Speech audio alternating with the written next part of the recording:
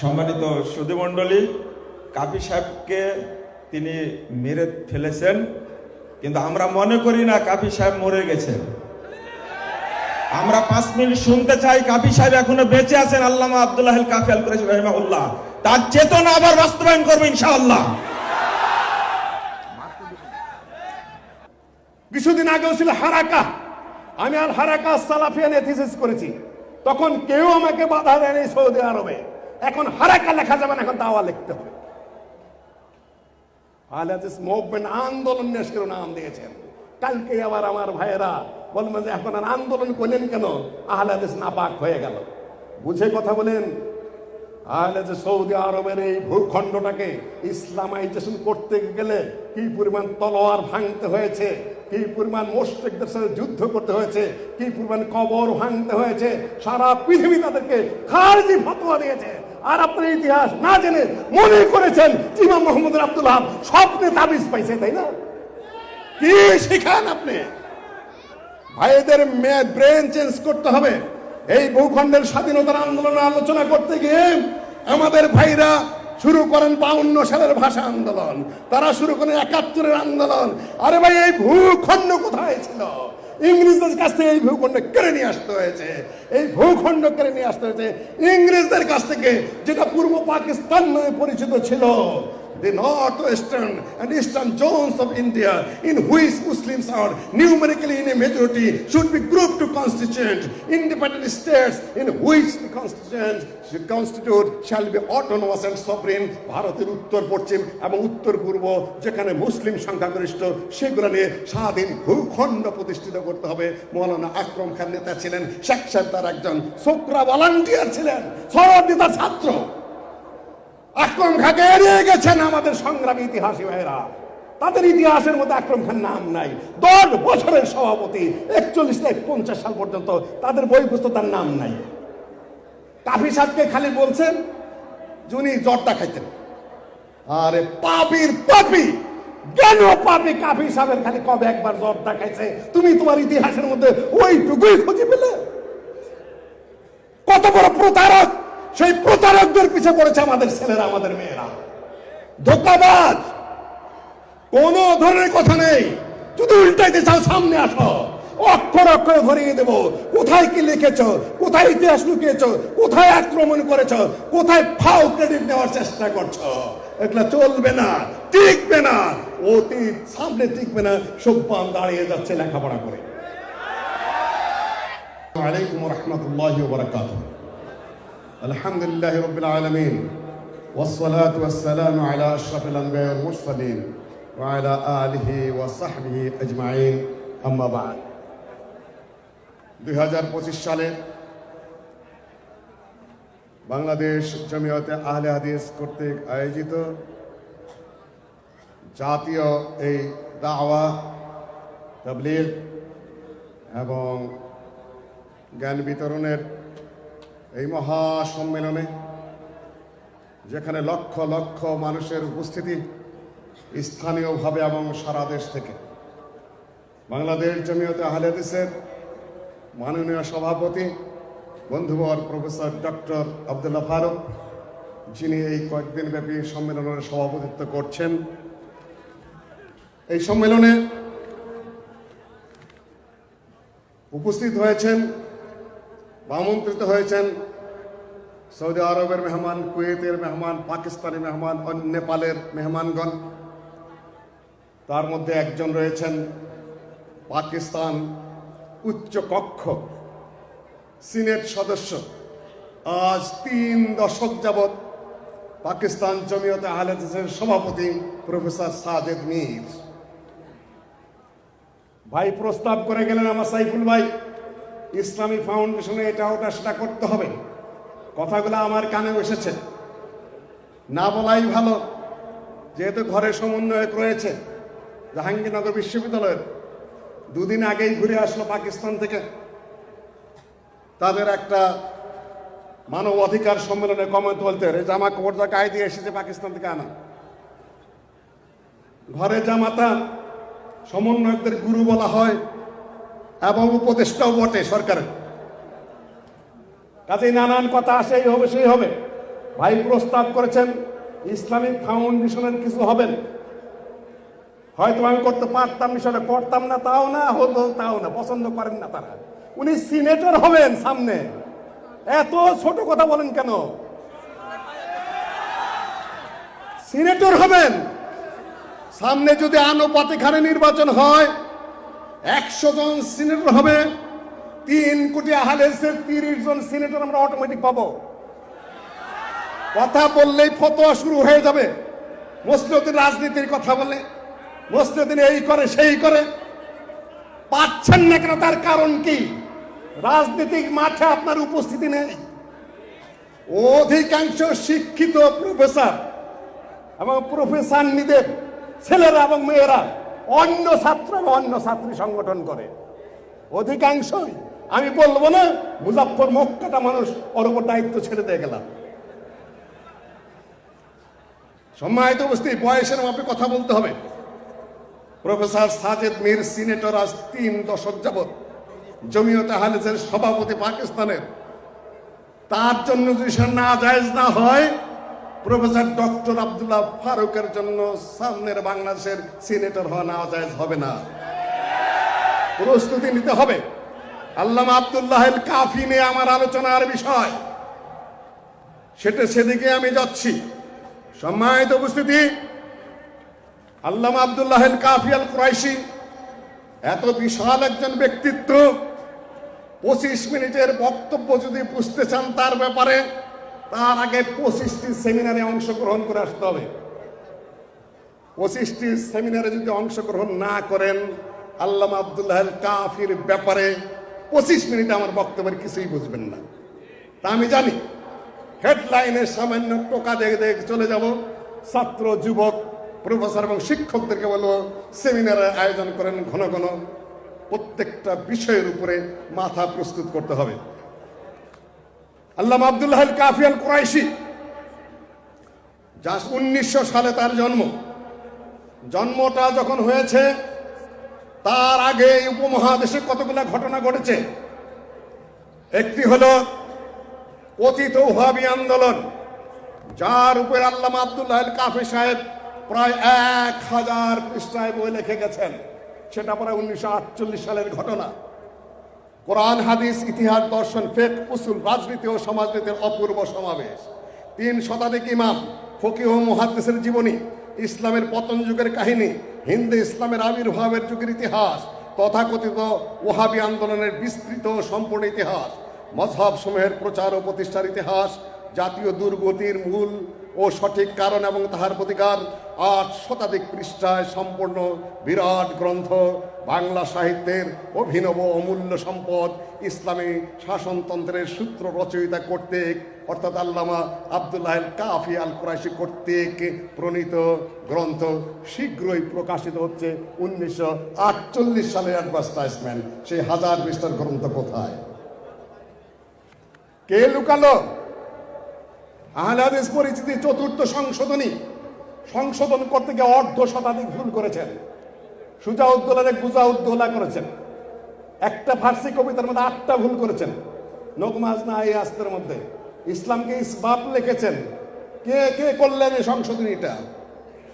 মনে না চায়, গায়ে না ধরে, ব্রেন না থেকে করেন না। ছেলেরা সোপানের ছেলেরা অনেক লেখাপড়া জানে, দায়িত্ব দেন 2-3 জনকে সুস্থ এবং শুদ্ধ করে লিখবে। সম্মানিত উপস্থিতি, কাফি সাহেবকে নিয়ে আলোচনা করতে বলেছেন। সেই সময়ের কাফি সাহেব, যার আগে গোটা উপমহাদেশ কথা বলতে বলা হয়েছে, খালি হেডলাইন বলে যাব।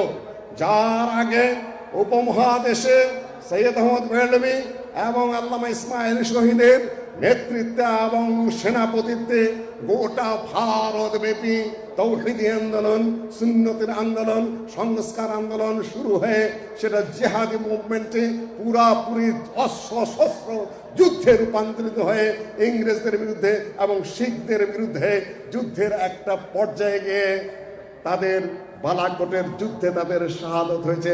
আল্লাহ তাদেরকে শহীদ হিসেবে কবুল করুন, আমি নিশ্চয়তা দিচ্ছি না।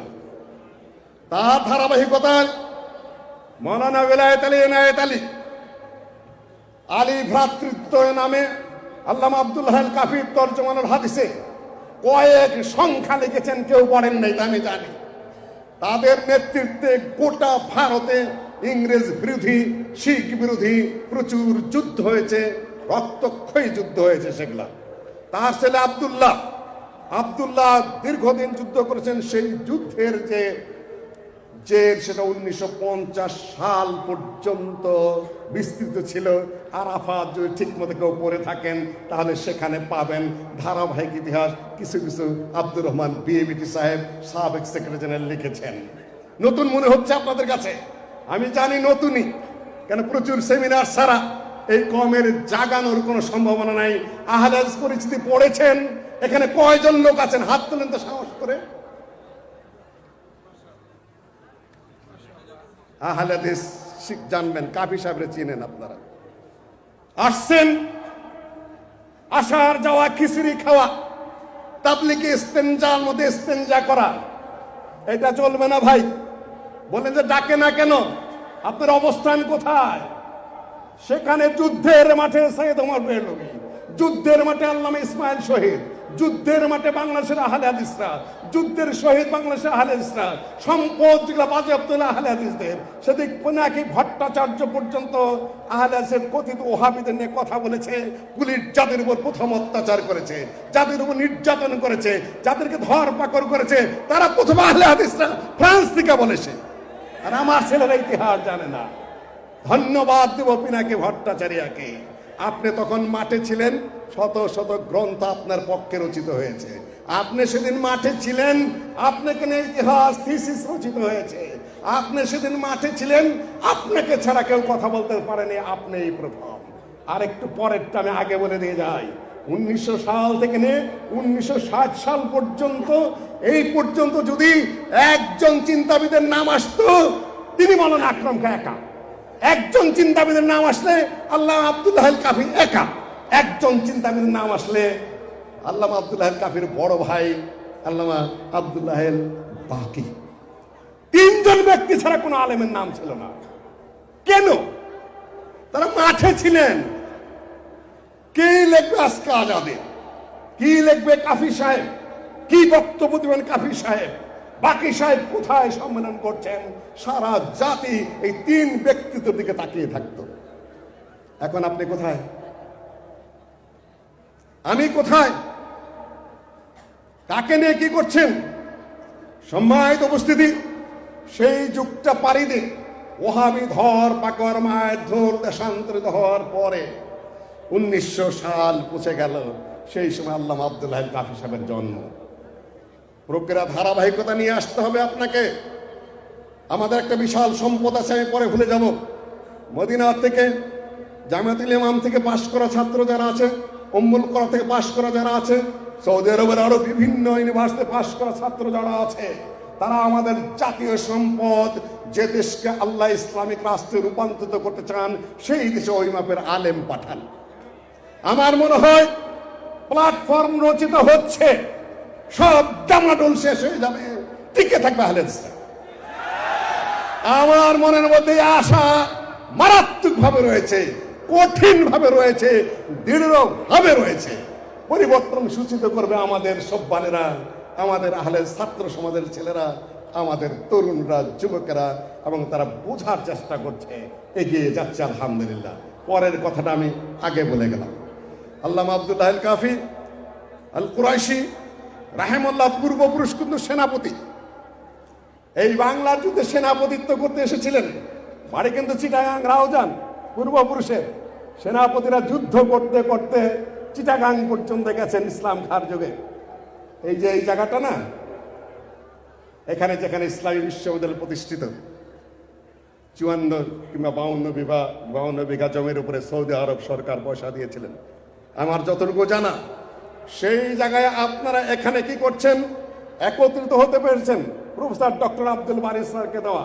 সেখানে ছোট একটু প্রতিষ্ঠান হয়েছে, এখনো পর্যন্ত পূর্ণাঙ্গ ইসলামী বিশ্ববিদ্যালয়ে রূপান্তরিত হতে পারেনি। তবে ধন্যবাদ দেব, অ্যাফিলিয়েশন এসেছে।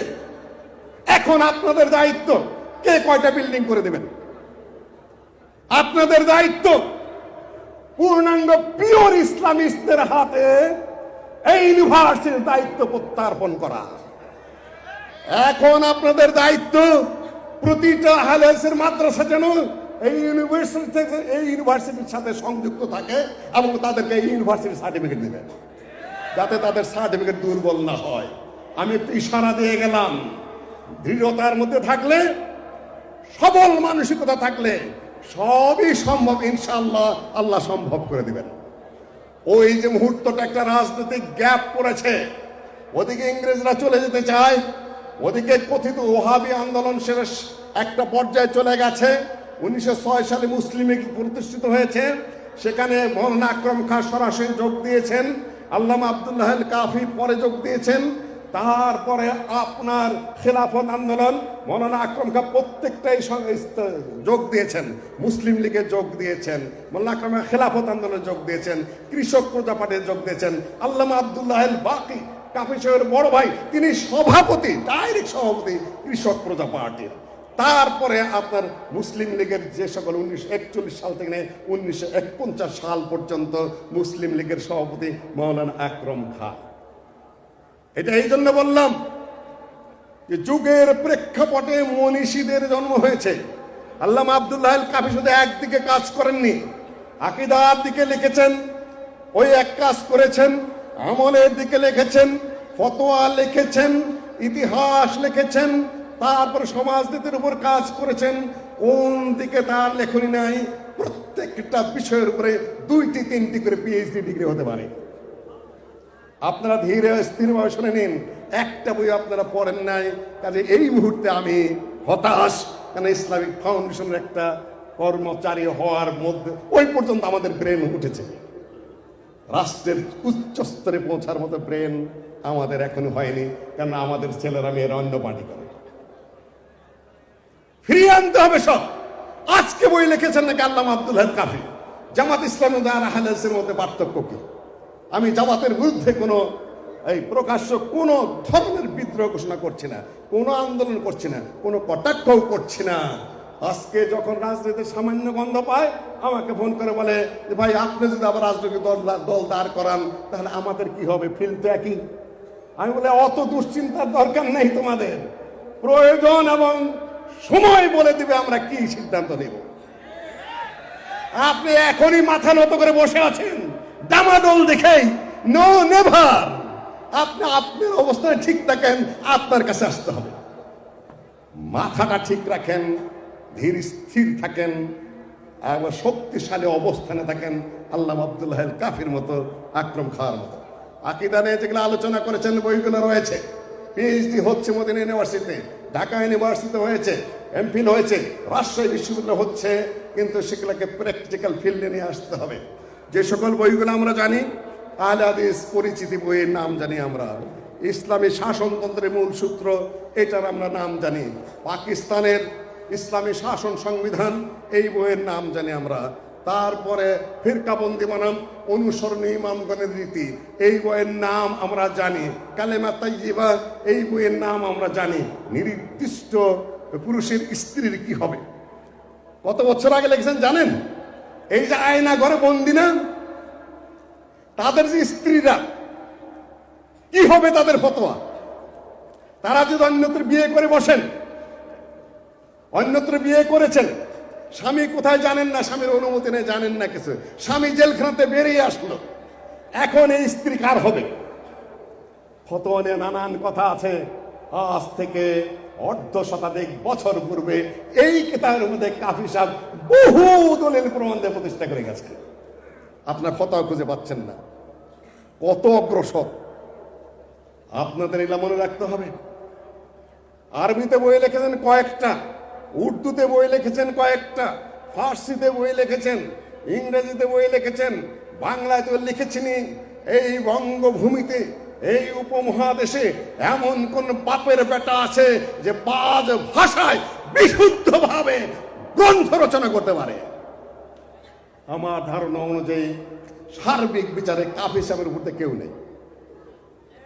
আপনারা বুঝবেন না, সে বলছে কেননা নোট পড়তে পড়তে, একই বইয়ের 3 প্রকারের সংকলন পড়তে পড়তে, একই করে 3 কাকরা জবাই করতে করতে লেখাপড়া বা শিক্ষা দীক্ষার এমনটাই নিচু পর্যায়ে আমরা নিয়ে গেছি যে আপনারা ওই মানুষটাকে বোঝার মতো সে ব্রেনে আমাদের নাই। সম্মানিত উপস্থিতি, আল্লামা আব্দুল্লাহ আল কাফি 1900 সালে জন্ম। তিনি তার বাবা সৈয়দ নজির হোসেনের ছাত্র আল্লামা আব্দুল হাদি, তার কাছে পড়াশোনা করেছেন। বড় ভাই আব্দুল্লাহ আল বাকি, তিনি কানপুর থেকে বড় ডিগ্রি নিয়েছেন এবং তার বাবার কাছ থেকে লেখাপড়া করেছেন। দুই ভাই আবার আব্দুল হাব নাবিনা, এই অন্ধ আলেম সৈয়দ নজির হোসেনের ছাত্র, তার কাছ থেকে কোরআন হাদিস পড়ে গিয়ে তারপরে কলিকাতা আলেম মাদ্রাসায় ভর্তি হয়েছেন। অনেকেই বলেন কলিকাতা আলেম মাদ্রাসা থেকে মাত্র আলেম ফাজল পাস মানুষ, কলেজে পড়া মানুষ, উনি আবার কিসের আলেম? আরে বোকা, বাবার কাছে যিনি সৈয়দ নজির হোসেনের ছাত্র, আব্দুল হাব নাবিনা অন্ধ যিনি সৈয়দ নজির হোসেনের ছাত্র, দুইজন সৈয়দ নজির হোসেনের ছাত্রের কাছে কোরআন হাদিস পড়ার পরে তার কার কাছ থেকে আবার পড়তে হবে? এটা নিয়ে তাকে কটাক্ষ করা, আক্রমণ করা হয়। তোমরা বোঝোই নাই উনি কোন চিজ।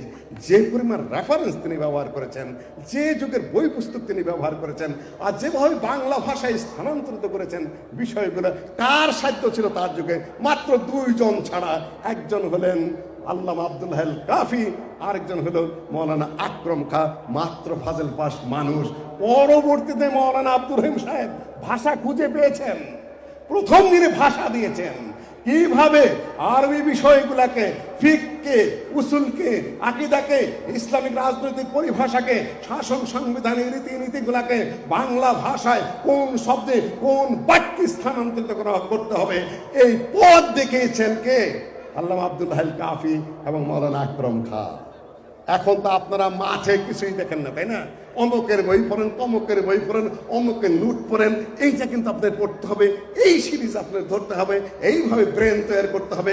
আধায় করে গাধায় বোঝে। আমি আর বেশি কিছু বলতে চাই না, এই দাসত্ব থেকে আপনাদের ছুটে আসতে হবে।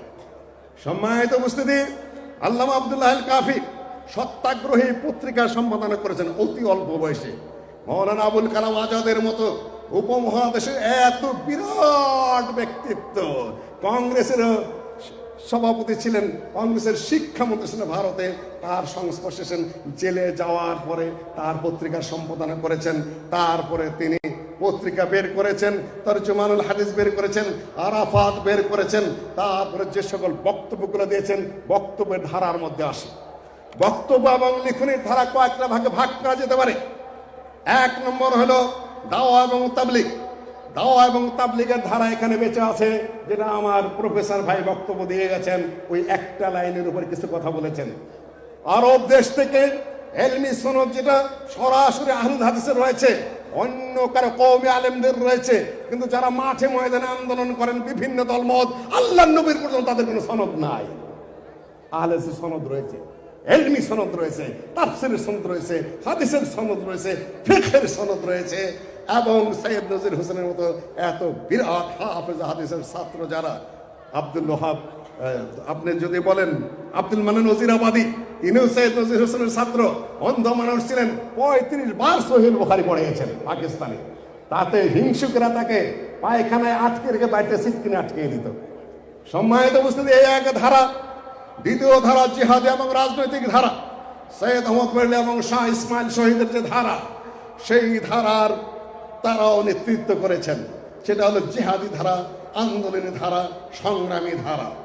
3 নম্বর ধারা হলো মাদ্রাসা মসজিদ প্রতিষ্ঠা করা ইত্যাদিতে কয়েকটা ধারায় তিনি এটাকে ভাগ করেছেন আহলে হাদিস পরিস্থিতিটাকে। পরেনি নেই, তা আর বুঝাবো আমি কি, বোঝানোর শক্তি সাধ্য এই মুহূর্তে আমার নাই। সম্মানিত উপস্থিতি, বক্তব্য আমার গুটিয়ে নিয়ে আসতে হবে। তিনি খারেজি প্রসঙ্গে জানতেন, তিনি শিয়া প্রসঙ্গে জানতেন, তিনি জবরিয়া প্রসঙ্গে জানতেন, তিনি মর্জিয়া প্রসঙ্গে জানতেন, উপমহাদেশ আন্দোলন প্রসঙ্গে জানতেন। সারা পৃথিবীর কোন চিন্তা, কোন দর্শন, কখন কি হচ্ছে, সম্পূর্ণ তার নখদর্পণে ছিল। প্রতিটা পাতা খুললে আপনি বুঝতে পারবেন যে তার এলেমের ভার কতটা, তিনি কতটা সমৃদ্ধ, কত ভাষায় তিনি রেফারেন্স ব্যবহার করেছেন। আর দুটি কথা বলে আমার বক্তব্য এই মুহূর্তে শেষ করতে হবে। সেটা হলো, আমরা যেভাবে ব্যাখ্যা করি ইমাম মুহাম্মদ বিন আব্দুল ওয়াহাবকে, আমরা দাঈ ইলাল্লাহ হিসাবে প্রচার করে বেড়াই, আর ওরা প্রচার করে বেড়াচ্ছে যে আমরা মাদখালিজমে বিশ্বাস করি। খুব প্রচার করছে ওরা। তোমরা বোঝো না এই বিষয়টা, শুধু অপবাদ দিচ্ছ, সময় লাগবে প্রচুর, আমি আর ওদিকে যাব না। এই অপবাদ তারা দেওয়া শুরু করেছে। আর আল্লামা আব্দুল্লাহ আল কাফি আল কুরাইশি তাকে কি বলেছেন? বিপ্লবী সংস্কারক। কিছুদিন আগেও ছিল হারাকা, আমি আর হারাকা সালাফিয়ান এথিসিস করেছি, তখন কেউ আমাকে বাধা দেয়নি সৌদি আরবে। এখন হারাকা লেখা যাবে না, এখন দাওয়া লিখতে হবে।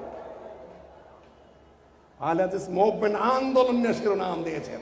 কালকে আবার আমার ভাইয়েরা বলবেন যে এখন আর আন্দোলন করলেন কেন, আহলে হাদিস নাপাক হয়ে গেল। বুঝে কথা বলেন। আহলে হাদিস সৌদি আরবের এই ভূখণ্ডটাকে ইসলামাইজেশন করতে গেলে কি পরিমাণ তলোয়ার ভাঙতে হয়েছে, কি পরিমাণ মুশরিকদের সাথে যুদ্ধ করতে হয়েছে, কি পরিমাণ কবর ভাঙতে হয়েছে, সারা পৃথিবী তাদেরকে খারিজি ফতোয়া দিয়েছে। আর আপনার ইতিহাস না জেনে মনে করেছেন ইমাম মোহাম্মদ আব্দুল ওয়াহাব স্বপ্নে তাবিজ পাইছে, তাই না? কি শিখান আপনি? ভাইদের ব্রেন চেঞ্জ করতে হবে। এই ভূখণ্ডের স্বাধীনতার আন্দোলনের আলোচনা করতে গিয়ে আমাদের ভাইরা শুরু করেন 52 সালের ভাষা আন্দোলন, তারা শুরু করেন 71-এর আন্দোলন। আরে ভাই, এই ভূখণ্ড কোথায় ছিল? ইংরেজদের কাছ থেকে এই ভূখণ্ড কেড়ে নিয়ে আসতে হয়েছে। এই ভূখণ্ড কেড়ে নিয়ে আসতে হয়েছে ইংরেজদের কাছ থেকে, যেটা পূর্ব পাকিস্তান নামে পরিচিত ছিল। The northwestern and eastern zones of India, in which Muslims are numerically in a majority, should be grouped to constitute independent states, in which the constitute shall be autonomous and sovereign. ভারতের উত্তর পশ্চিম এবং উত্তর পূর্ব যেখানে মুসলিম সংখ্যাগরিষ্ঠ, সেগুলো নিয়ে স্বাধীন ভূখণ্ড প্রতিষ্ঠিত করতে হবে। মৌলানা আকরম খান নেতা ছিলেন, শেখ সাহেব তার একজন সোকরা ভলান্টিয়ার ছিলেন, সরওয়ার্দী তার ছাত্র। আকরম খানকে এড়িয়ে গেছেন আমাদের সংগ্রামী ইতিহাসী ভাইরা। তাদের ইতিহাসের মধ্যে আকরম খান নাম নাই। 10 বছরের সভাপতি, 41 থেকে 50 সাল পর্যন্ত তাদের বই পুস্তক তার নাম নাই। কাফি সাহেবকে খালি বলছেন যে উনি জর্দা খাইতেন। আরে পাপির পাপি, কেন পাপি? কাফি সাহেবের খালি কবে একবার জর্দা খাইছে তুমি তোমার ইতিহাসের মধ্যে ওইটুকুই খুঁজে পেলে? কত বড় প্রতারক! সেই প্রতারকদের পিছিয়ে পড়েছে আমাদের ছেলেরা, আমাদের মেয়েরা। ধোঁকাবাজ, কোন ধরনের কথা নেই। যদি উল্টাইতে চাও সামনে আসো, অক্ষর অক্ষরে ভরিয়ে দেব। কোথায় কি লিখেছ, কোথায় ইতিহাস লুকিয়েছ, কোথায় আক্রমণ করেছ, কোথায় ফাও ক্রেডিট নেওয়ার চেষ্টা করছো, এগুলা চলবে না, টিকবে না। অতীত সামনে টিকবে না, সব্বান দাঁড়িয়ে যাচ্ছে লেখাপড়া করে। সম্মানিত উপস্থিতি, কাজেই ইমাম মোহাম্মদ আব্দুল ওয়াহাবকে নতুন করে ভাবতে হবে। ভয়ের চোটে তুমি এখন আন্দোলনকে দাওয়া বানিয়ে দিতেছ, মুভমেন্টকে তুমি এখন প্রিচিং বানিয়ে দিচ্ছ আমেরিকার ভয়ে। কয়দিনের ঠেলাই গোটা ইউনিভার্সিটির শেপ চেঞ্জ। এই জন্য আল্লামা আব্দুল ওয়াহাব কাফি সাহেব ওদিকে যাই না। এত বড় মাথা, এত বড় সংগ্রামী, এত বড় বিপ্লবী মানুষ, তিনি বই লিখেছেন বিপ্লবী সংস্কারক মোহাম্মদ বিন আব্দুল ওয়াহাব। এটা এত ভয়, এতই আতঙ্ক, আর তোমাকে ডাকা হবে? No, never. যা ইতিহাস সাহসী মানুষের পক্ষে রচিত হয়, দুর্বল মানুষের পক্ষে কোনোদিন ইতিহাস রচিত হয় নাই। ওহাবী আন্দোলনে কথিত আহলেসের পক্ষে রচিত হয়েছে। রাজনৈতিক আন্দোলনের ইতিহাস আহলেসের পক্ষে রচিত হয়েছে। এলেমের ইতিহাস সিহাসেত্তার হাফেজ, কুতুবে সিত্তার হাফেজ আল্লামা আহমদুল্লাহ রহমানী অন্ধ অবস্থায় 6 কিতাব পড়িয়েছেন। হাদিসের হাফেজ যত পাবেন আহলে হাদিসের মধ্যে পাবেন, এখনো পাবেন। এখনো এলমি প্রতিযোগিতা হয়, মাদানী আলেম কয়েক শত এক সাইডে দাঁড়িয়ে যাবে, পিছানের কিছুই নাই। সম্মানিত উপস্থিতি, আল্লামা আব্দুল্লাহ আল কাফির মৃত্যুর প্রসঙ্গে 2 মিনিট বলে আমি আমার বক্তব্য শেষ করছি। যখন পাকিস্তান প্রতিষ্ঠিত হয়ে গেছে, 2 মিনিট দিতে হবে আমাকে, বসো একটু, 2 মিনিট দাও। এখন একটা পরিবর্তিত পরিস্থিতি সৃষ্টি হয়েছে। এখন আহলেসের কর্তব্য কি? কে নির্ধারণ করে দিবে? কি বক্তব্য? আমাদের ছেলেরা মাঠে গেছে, আমার বউ, পোলাপান, সন্তান আদি সব মাঠে। জাহাঙ্গীরনগর বিশ্ববিদ্যালয়ের হলে হলে তালা ভাঙতেছে আমার সন্তান, কিন্তু আমার সাইনবোর্ড কোথায়? ওরা বলছে আমরা লাঠি করছিলাম, আমাদের ছিল, আমরা ছিলাম, মাঠে ছিলাম, ওনারা ছিল, আমরা ছিলাম, আমাদের কোথায়? নাই। না থাকাটাও যে খুব বেশি কিছু হয়ে গেছে তা নয়, কেন সামনে কি হবে ওটা কিছু কিছু আশ করা যায়। সামনে জেলাও সেই কদু, একদল খাইছে আর একদল খাবে, এই কথা আমি বলবো না, আক্রমণ করবো না। কিন্তু ঘুরে ফিরে যে সেকুলার সেই সেকুলারই, ইসলাম নয়। যে জন্য এই ভূখণ্ড স্বাধীন হয়েছে সেটার কোনো সম্ভাবনা আপাতত নাই। যারা বসে আছেন তো দাওয়াতি হয়ে কি করে উপদেষ্টা হয়ে একজন হুজুর নিয়েছেন, আলহামদুলিল্লাহ ভালো মানুষ, শিক্ষিত মানুষ নিয়েছেন, ওই পথেই আছে। সুন্দরী ললনা কয়েকটা নিয়েছেন, আর 100 জন নাকি নিবেন অতিরিক্ত। ওটা পার্লামেন্ট হবে না, ওটা বিউটি পার্লার হবে। কিসের পার্লামেন্ট হবে? এখানে আমি আর কথা বাড়াচ্ছি না, কিছুই না। ওটা একটা পট পরিবর্তন হয়েছে মাত্র। এখানে তৃপ্তির ঢেকুর তোলার কিছু নেই। তবে আমরা কথা বলতে পারছি, একটা স্বাধিকার পাচ্ছি।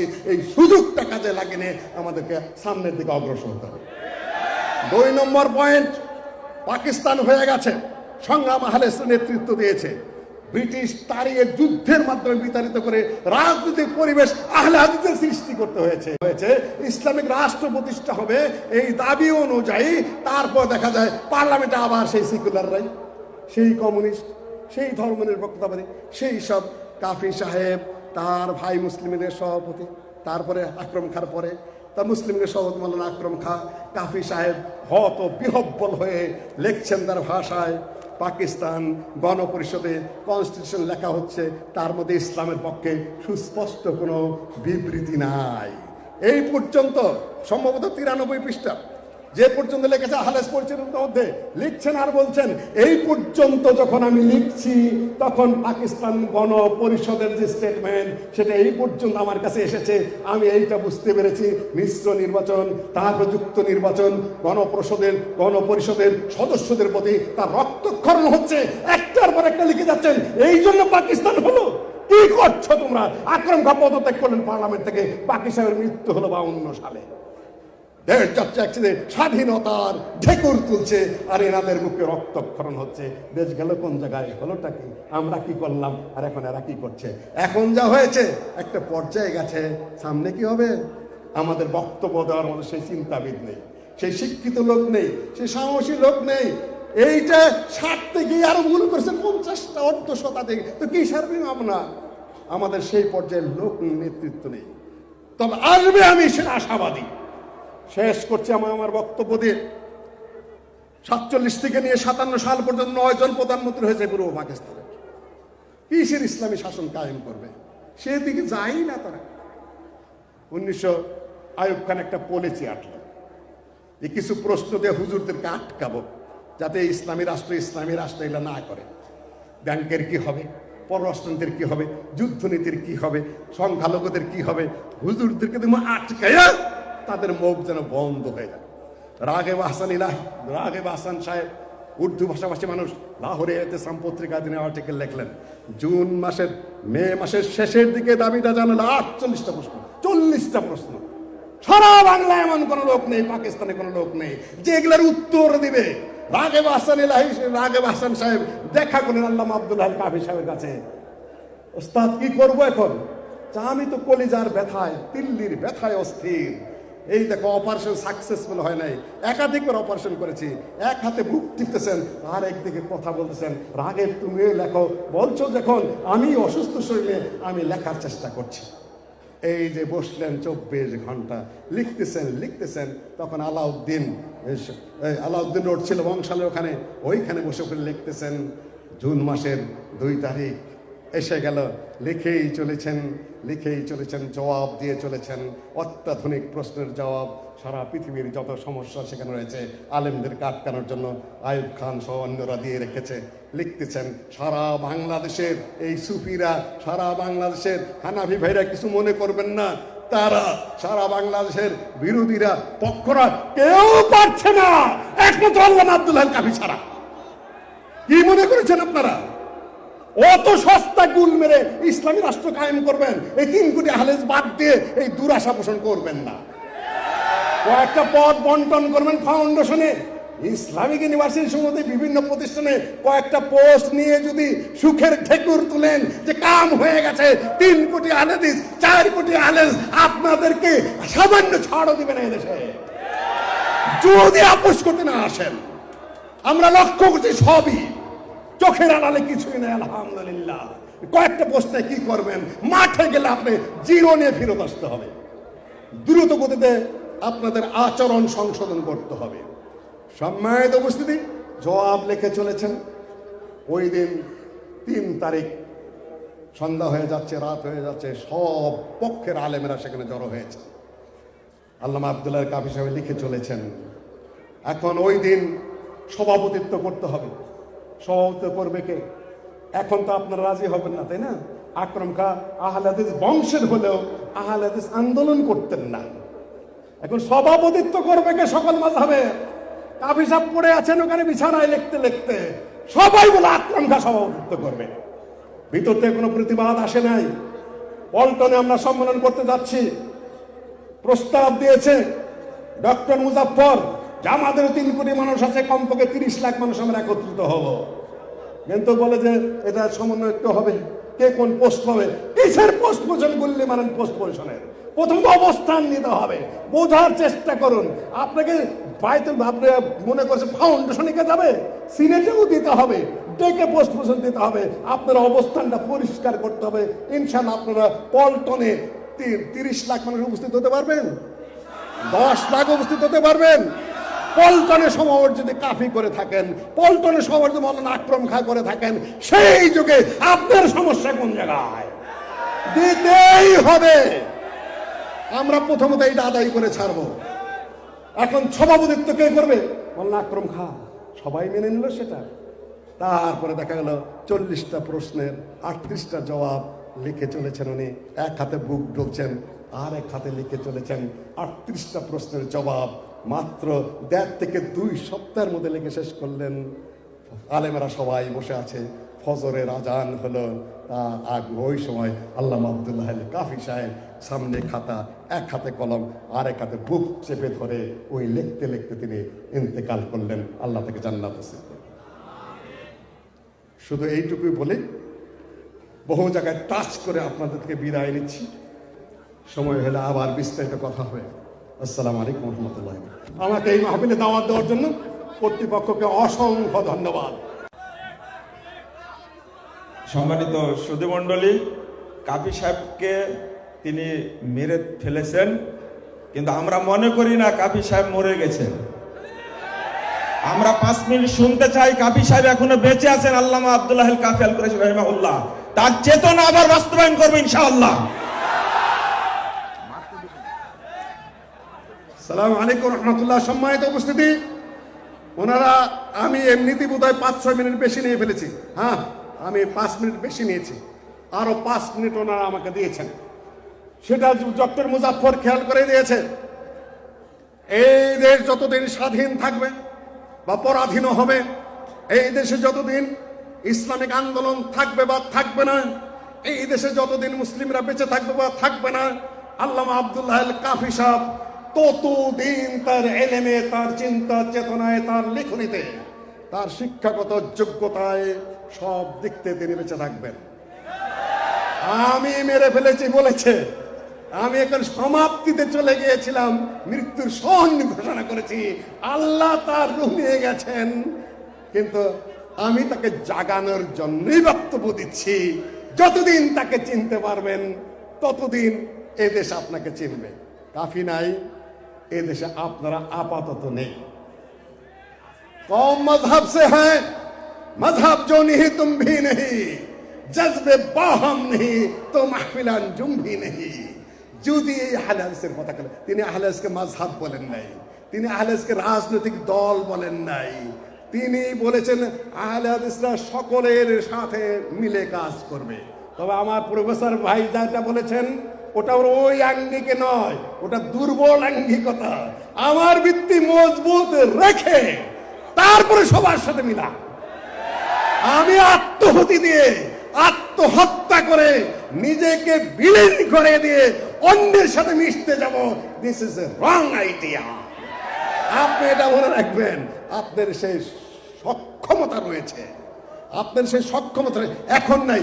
কেউ কি মনে করেছিল যে 15-16 বছরের এই জগদ্দল পাথর, এই আয়না ঘর, এই জুলুম, এই অত্যাচার, এই গোয়েন্দা, এখানে কত পুলিশ ঘুরতো, কতজনকে অ্যারেস্ট করতো, কত ঝামেলার সৃষ্টি করতো, কত বড় ভাই ধরতে হতো, কত থানায় যেতে হতো, কত কিছু করতে হতো। এখন তা করতে হচ্ছে? আপনারা কেউ আশা করেছিলেন হবে না? হলো কিভাবে? সম্ভব ইনশাআল্লাহ। কুল্লু শাইইন ইয়ারজিউ ইলা আসলিহি, প্রত্যেক জিনিস তার নিজের দিকে ফেরত যায়। হিস্ট্রি রাইট ইটসেলফ, ইতিহাস তার নিজেকেই লেখে।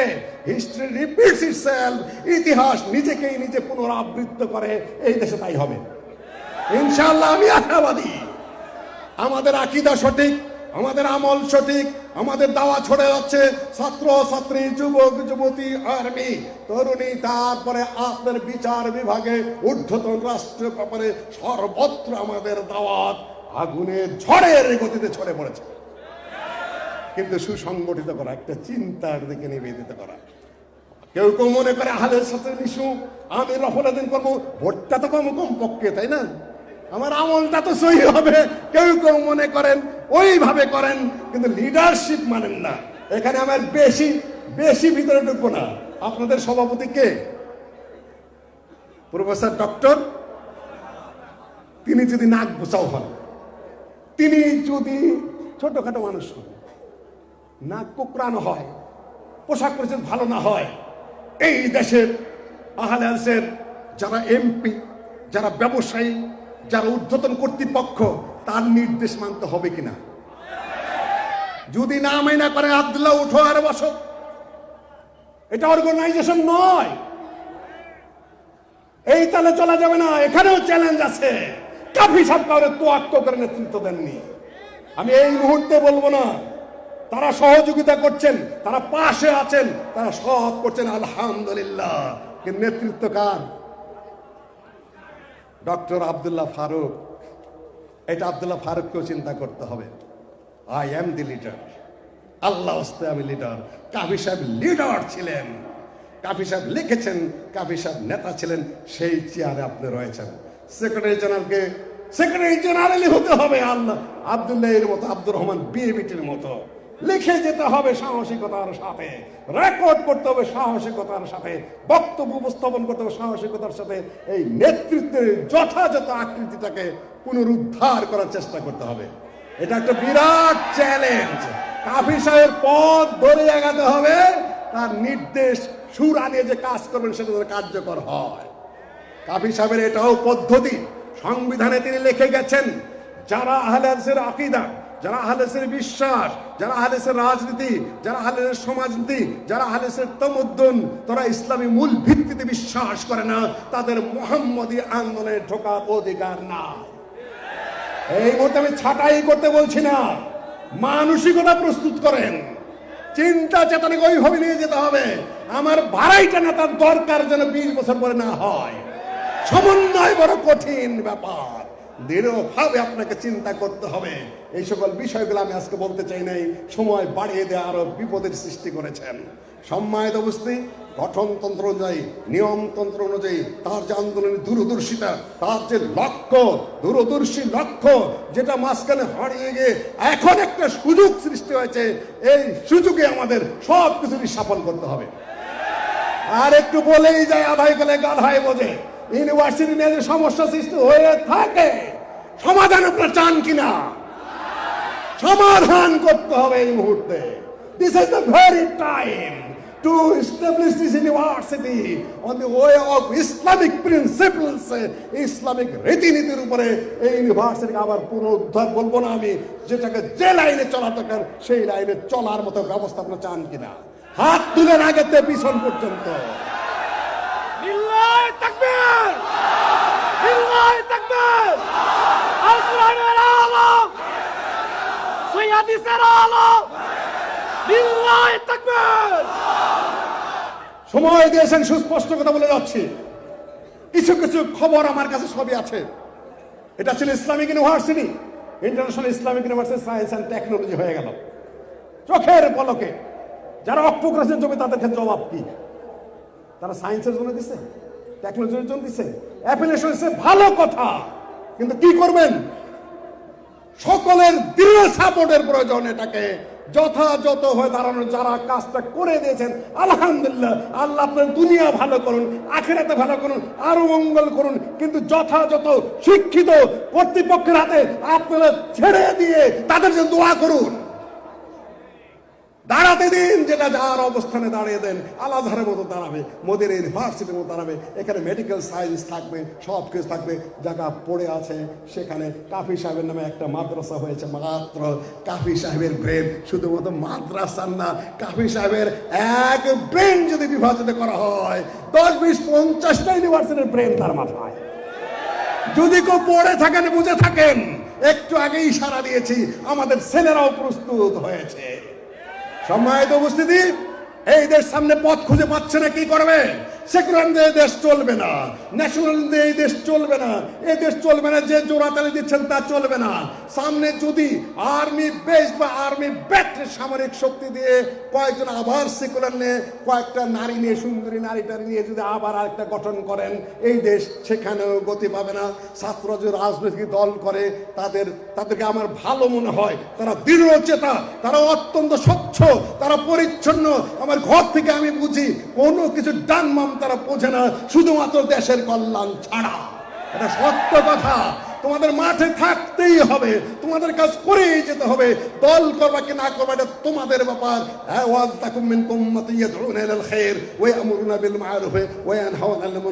কিন্তু সমাধান তোমরা দিতে পারবে না, সেটা আমি বুঝি। কেন 90% মুসলমানের দেশে ইসলাম ছাড়ার কোনো সমাধানই নাই, কোনো সমাধান নাই তোমার সামনে। 47 থেকে এই পর্যন্ত সমাধান আসে নাই, শুধু মারামারি হয়েছে, কুতাকুতি হয়েছে, কাটাকাটি হয়েছে, চিন্তার বদল হয়েছে, তার দলের বদল হয়েছে, শুধু হাত বদল আর হাত বদল, খুনাখুনি হয়েছে। ঠিক পথে যদি না আসো, আল্লামা আব্দুল্লাহ আল কাফি সাহেব বলেছেন, যদি পাকিস্তান নামে এই ভূখণ্ডে খেলাফতের আদলে রাষ্ট্র যদি কায়েম না হয়, আমাদের পূর্বপুরুষের রক্তের সাথে বেঈমানি করা হবে। বেঈমানি করা হবে সৈয়দ আহমদ বেলাউির সাথে, বেঈমানি করা হবে আমাদের আল্লামা ইসমাইল শহীদের সাথে, মৌলানা ইনায়েত আলীর সাথে, বেলায়েত আলীর সাথে, মোল্লা আব্দুল্লাহর সাথে, আমাদের পূর্বপুরুষ যারা শাহাদাত বরণ করেছেন তাদের সাথে, যারা এত কষ্ট করে থাকছেন। বর্তমান যুগে কিছু কিছু মানুষ কিছু কিছু স্লোগান দিয়ে মহান ইতিহাস কায়েম করতে চায়। কিন্তু ডক্টর আব্দুল বারী স্যার বলেছেন একটা বইয়ের মধ্যে, অতীত যতই মহৎ হোক, বর্তমানে যদি তুমি কাজ না করো, এই মহৎ অতীত তোমাকে সুরক্ষা দিবে না। ভাষাটা এরকম। তাবলিগে দিন ও আহলে হাদিস বইটা পড়ে দেখেন, ওইটার মধ্যে অতীত মহান, কিন্তু বর্তমানে কি নিশ্চুপ, বর্তমানে ঘুমন্ত, বর্তমানে রাস্তায় নেই। সুযোগ এসেছে এই মুহূর্তে, জেগে উঠুন, মাঠে নামুন। ইতিহাস মাঝখানে ধোঁকা দিয়েছে, প্রতারণা করেছে, এখনো প্রতারণা করেই চলেছে। আপনার নিজস্ব ইতিহাসের সেই সোনালী ইতিহাস, সেই সোনালী যুগ, সেই শাহাদাতের যুগ, সেই যুদ্ধের যুগ, সেই জিহাদি প্রেরণা, সেই মানসিকতা, আমি তাই বলে বলছি না কোনো মুসলিম সরকারের বিরুদ্ধে যুদ্ধ ঘোষণা করে অস্ত্র যুদ্ধ করতে হবে, সেটা আমি বলছি না। সেই প্রেরণাটা নিয়ে আপনাকে আবার মাঠে অবস্থান করতে হবে। সামনে সময় আবার আপনাদেরকে ডাকছে, सबक पढ़ फिर अदालत का, शजाअत का, सखावत का, फिर लिया जाएगा काम तुझसे दुनिया की इमामत का। তুমি যে এই কটা গুণ অর্জন করতে পারো, তোমার চাইতে হবে না, তোমাকে ডেকে নিয়ে বলবে এই জায়গায় তুমি বসো। ওই পর্যায়ে যেতে হবে। বলবে কল্পনার কথা বলছো, কল্পনা বিলাসে মসলিউদ্দিন খুব ভোগে না। কল্পনা বিলাস নয়, এটা বাস্তবতা, কঠিন বাস্তবতা, দেশের বারবার ব্যর্থতা, ফেইলার তোমাকেই খুঁজবে যে তুমি বসে রাষ্ট্রটা চালাও শুদ্ধভাবে। ইরানে একভাবে পরিবর্তন এসে তারা শিয়া, তারা কাফের, বলে ইসলামিক আন্দোলন নয়। এ দেশে কি যারা ইসলামিক আন্দোলনের কথা হয়তোবা কিছুটা ডক্টর মুজাফফর দিবে, সেটা আপনারা খুব মনোযোগের সাথে শুনবেন। কিছুটা সম্পর্ক, কিছুটা অন্যান্য বিষয় নিয়ে এসে আপনাদের দৃষ্টি আকর্ষণ করবে। তারপরে আপনি আমাদের, যেহেতু আমাদের আকীদা আছে, আমাদের আমল আছে, আমাদের ইতিহাস আছে, আমাদের লোকজন আছে, আমাদের মাদানী বড় বড় আলেম ওলামারা রয়েছেন, সব মিলে এবং শিক্ষাবিদ রয়েছেন। আমাদের চেয়ে বেশি ধনী মানুষ কোনো সংগঠন নাই, আমাদের চেয়ে বেশি শিক্ষিত মানুষ কোথাও নাই, আমাদের চেয়ে বড় বড় আলেম কোনো সংগঠনে নাই। আমাদের একই সংগঠনভুক্ত এতগুলা মসজিদ কারো নাই, একই সংগঠনভুক্ত এতগুলো মাদ্রাসা এককভাবে কারোরই নাই। একক সংগঠনভুক্ত যে কোনো ভাবে হোক, কয়েকটা সাইনবোর্ড না হয়ে আছে, আমারও সাইনবোর্ড আছে, আহলে জামাতের ইনসাফ পার্টির সাইনবোর্ড আছে, কিন্তু গতিবিধি লক্ষ্য তো এক, কাছাকাছি নিয়ে আসতে হবে। সব যেন একটা প্ল্যাটফর্মে জমা হয়ে থাকে। আজকের প্ল্যাটফর্ম, আজকের এই সম্মেলন তারই বার্তা বহন করছে। নেতৃত্ব কে পাবে সময় সেটা নির্ধারণ করে দেবে। নেতৃত্ব তো কোট সোজা বিষয় নয়, অমুকে নেতা হবে, অমুকে সেক্রেটারি, অমুকে এই হবে সেই হবে। নেতৃত্ব সোজা ব্যাপার নাকি? আল্লামা ইকবাল বলেছেন, তুনে পুছি থি মুঝসে, তুমি জিজ্ঞাসা করেছিলে কওমের ইমাম কে হবে, কওমের নেতা কে হবে। আর এপিজে আব্দুল কালামকে জিজ্ঞাসা করা হয়েছিল স্বপ্ন কাকে বলে, উনি বলেছেন স্বপ্ন ওইটা নয় যেটা ঘুমিয়ে ঘুমিয়ে দেখা হয়, স্বপ্ন হলো ওইটা যেটা মানুষকে ঘুমাইতে দেয় না। কওমের নেতাকে তার জবাব দিয়েছে আল্লামা ইকবাল তার কবিতার মধ্যে, যে মানুষকে ঘুমাইতে দেয় না, যে মানুষকে অস্থির করে রাখে, যে মানুষকে জাগ্রত রাখে, শান পে চড়া কে তলোয়ার কাট দে, লোহার শানের মধ্যে তুলে তরবারি বানায় দেয় লোহাকে, সব সময় তাকে মানে ব্যস্ত রাখে, এই ধরনের নেতৃত্ব থাকে। শেষে যায় বলছেন, ফিতনায়ে মিল্লতে बैज़ा है इमामत उसकी जो इंसान को প্রস্তার কর দে, মানে সালাতিন কা প্রস্তার কর দে। সেটা হলো দুর্বল নেতৃত্ব, সেটা হলো অযোগ্য নেতৃত্ব। যে নেতৃত্ব কমকে ঘুমাইতে ঘুমন্ত বানিয়ে দেয়, কে অজুখানা দিবে, কে গরু দিবে, কে কয়টা পয়সা দেবে, দেখছে না তার সওয়াবের জন্য। কম কম সালাতিন কা প্রস্তার কর দে। আমরা কোন সুলতানের পূজা করি না, আকীদার সাথে একমত। আল্লামা আব্দুল্লাহ আল কাফিউল্লাহ লেখেনি নাই। আপনাকে ওই দিকে যেতে হবে। আমি একটা স্বাধীন দেশের মানুষ, কোটি কোটি মানুষ, আমাদের এখানে 4 কোটি মানুষ বসবাস করে আহলে হাদিস, আমাদের কারো ধার ধরে চলার কোনো অবকাশ নেই। এত মাথা কথা আমি করবো কেন? অতীত আন্দোলন করা মানুষ। আমি আমার বক্তব্য এখানে গুটিয়ে নিচ্ছি। আপনারা জাগ্রত হন, আপনার পিছে বসে সবার ঘুরতে হবে, সেদিন বেশি দূরে নয়, খুব কাছে এবং খুবই কাছে। ভাইয়েরা বোধহয় আমার উপর রাগ করেছেন, বন্ধু বান্ধব রাগ করবেন, তা আমি জানি। আমি একটু মুখরা মানুষ, ওনার একটু সময় দিয়েছে, মনে কিছু নেবেন না, আমাকে ক্ষমা করে দেবেন। সব একটা সিস্টেমের মধ্যে চলবে ইনশাআল্লাহ। তুমি কি করেছো? আমি কিছুই করতে পারিনি, আমার কিছুই নেই। আপনার প্ল্যাটফর্মে 2টা কথা বলে যাই, সমালোচনা করেন, টোল করবেন, একটু গালিগালাজ করবেন, করেন। তারপরে যদি কওমের একটু উপকার হয় ক্ষমা করে দেবেন। আসসালামু আলাইকুম রহমতুল্লাহি ওয়া বারাকাতুহু।